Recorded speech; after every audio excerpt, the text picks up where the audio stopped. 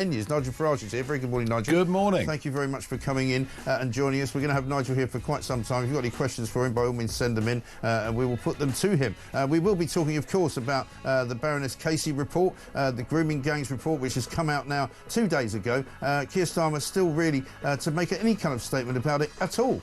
He gave some information to a couple of journalists who happened to be travelling with him in Canada yesterday, but he hasn't really addressed how this commission is going to be set up, how this independent investigation is going to be run, who's going to run it, exactly what powers they're going to have, and exactly who is going to be fingered, if you like, for whatever it was that they did or didn't do. The cover-up is massive. We just spoke to a former police officer there who just said on this very show that he was warned off from investigating a care home in Oldham where young girls at the age of 13 or 14 or 15 were being taken away, abducted by Pakistani men in taxis. The police said, don't bother with that. They called it a pet project. They said, don't bother doing it. Unbelievable. 0344 499 1000. We'll also talk about Iran. Donald Trump is sending carriers from the South China Sea into the Arabian Sea, ratcheting up, saying that the Ayatollah will live for now, but we might be taking him out very, very soon. Obviously, the British forces are involved. Keir Starmer, once again, silent, completely nothing to say about the Gulf crisis and what's going on between Israel and Iran, for fear, of course, of upsetting this cohort of anti-Semites in the Labour Party who don't want to see him supporting Israel in any way, shape or form. 0344 499 1000. He was asked by Beth Rigby last night what he felt his biggest mistake was. Let's have a listen.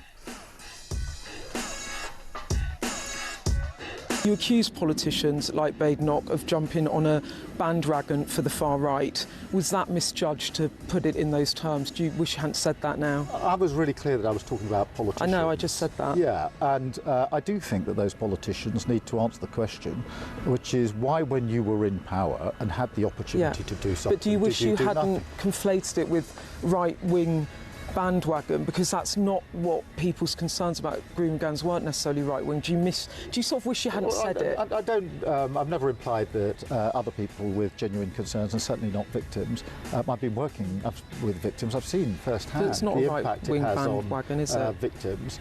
But I was calling out those politicians. I mean, I am frustrated in politics when people shout and scream a lot and do nothing when they got the opportunity to do it. It's one of the worst aspects of politics, in my view.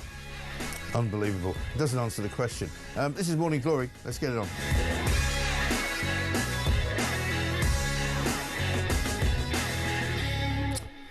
Very good morning to you. 6 minutes past 8. Nigel Farage, Leader of Reform, is here. Nigel, good morning. Good morning. And by the way, Mark, I'm going to take issue with you from the off. Yes.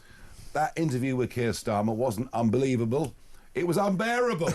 I can't listen to him. He's all over the shop. He is, isn't he? And I mean, she asked him, what was his biggest mistake? Yeah. Do you know what his biggest mistake was? Going into politics. Yes. And why do I say that? Because actually, if you go into politics, you do it because you believe in something. Yeah. You think there's a course of action that needs to be taken that you think will make the country better.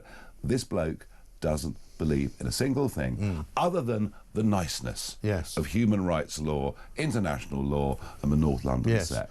And what you're seeing with his premiership, you're seeing somebody who wanted to be Prime Minister for the sake of being Prime Minister, not with what he could do with it. Well, some of the things that he communicates, like, for example, he said, he sometimes thinks he didn't communicate things well. He puts out these videos of him walking around the G7 as if he's sending it to his mum.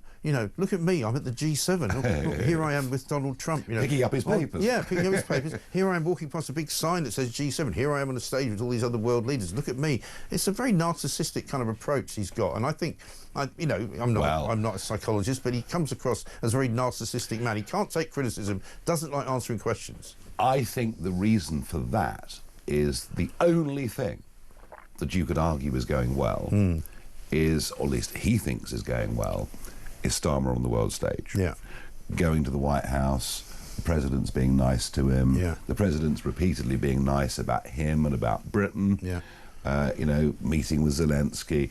These are the things that he thinks shows him in a very good light and a good image. When it comes to domestic politics, I mean, he's U-turning on everything.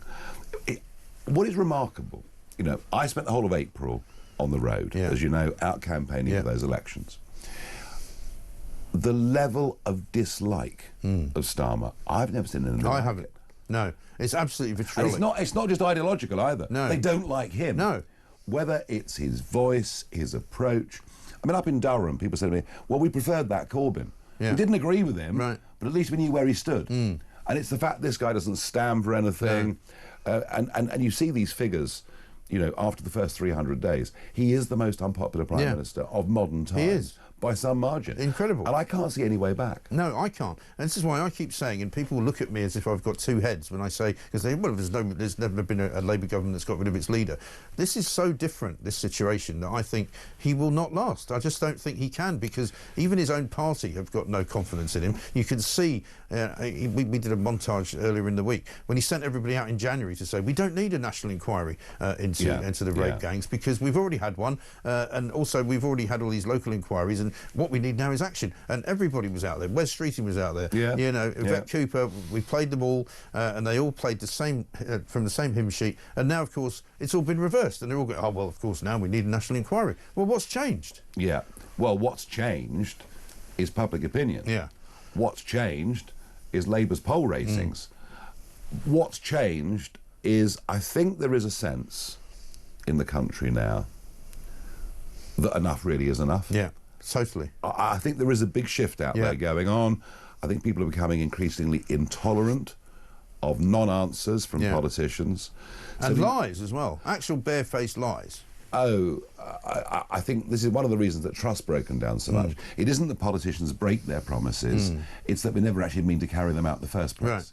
You know, and this but it's also the constant gaslighting, where he came out and when he said one of his greatest achievements, 2 million. He said, I wanted to get 2 million more appointments on the NHS. We've got 3 million. I talk to people every single day about the NHS, no change. And what they do is they get an appointment made and then it gets cancelled, and then they get moved from one waiting list to another. That's the only reason there's more appointments being made. Nobody's being seen any quicker or any smarter.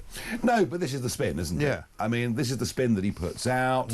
He does it at PMQs. He'll do it again today at midday. Maybe he'll even comment on Iran today. You never know. You'd think he should. And Kemi Badenoch today, as leader of the opposition, at least in the House of Commons, not in the country, you know, she should push him on this inquiry very hard today.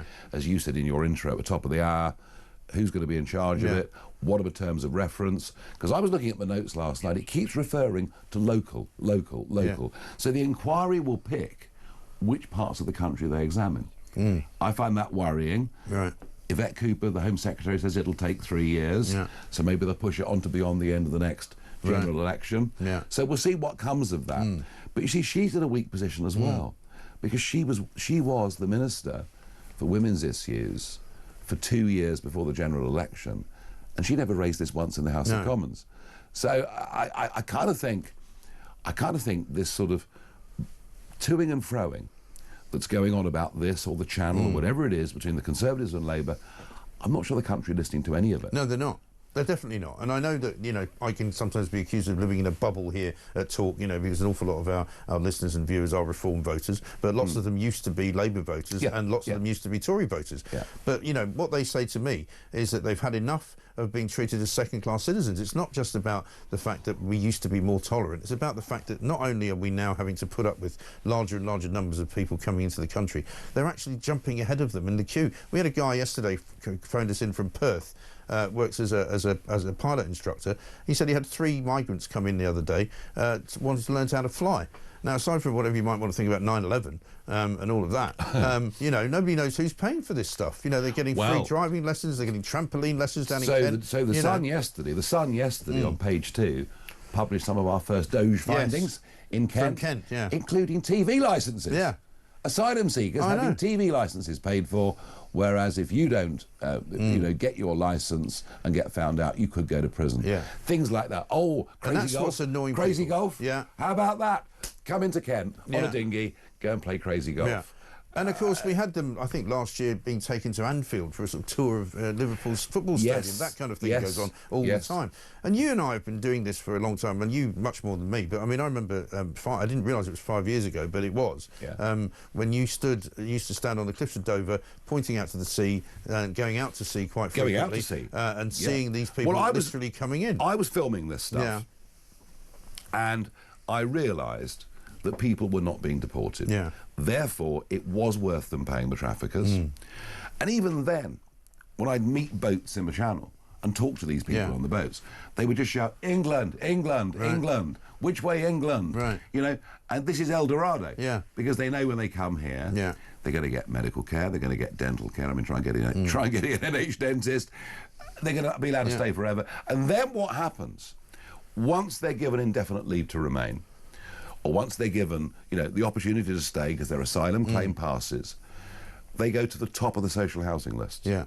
And I saw this all over England in the recent county council elections, and the sense of unfairness that is out there, including, of course, amongst many that have come here legally in the last couple of decades, is very, very strong. And Starmer smashed the gangs, was never going to do anything. No. This issue was one of the top issues that wrecked the Conservative Party. Their repeated stop the boats, and it never happening.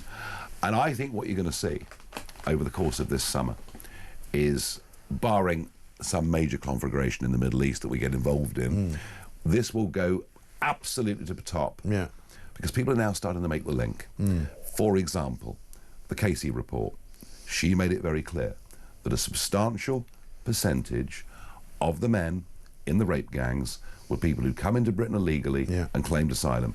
And as the public starts to join the dots, my last two Prime Minister's questions, I've said to Keir Starmer, will you declare a national security emergency in the Channel? And he absolutely refuses to do it. Right. And I think they were in big, big trouble over this. Big, big trouble. Massive trouble. And that's why I suspect that they're going to try and fudge this whole Casey report. So do I. And the investigation. So do I. But I don't think the public are going to let them get away with it, because that's, again, the sense that I'm hearing. People are really angry about this. You know, this is almost the final straw. Well, the thing is, it isn't just the Labour government that's in trouble. Our country's in trouble. And this isn't just people coming in and getting involved in rape gangs or grooming gangs, which actually culturally is not that surprising. Think about where they come from. Think about the status of women in many of these countries. I mean, you know, they're not even second-class citizens. But it's also, I mean, I can't believe this. It's only a month ago that 3 Iranians who crossed the English Channel were arrested on terrorism charges. There are terrorists coming across the English Channel.